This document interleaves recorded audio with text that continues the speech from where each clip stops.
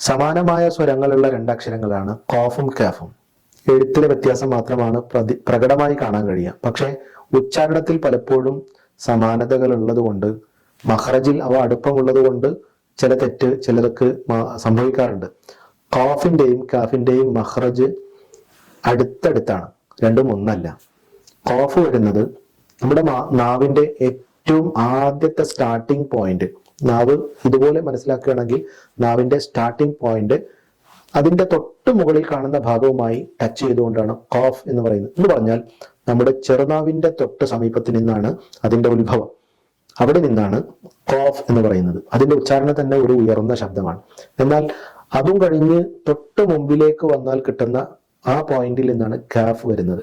അതിന്റെ ഉച്ചാരണം ഒരു താഴ്ന്ന സ്വരമാണ്. ഒരിക്കലും അങ്ങോട്ടും ഇങ്ങോട്ടും മാറാതെ പറയാൻ ശ്രദ്ധിക്കണം.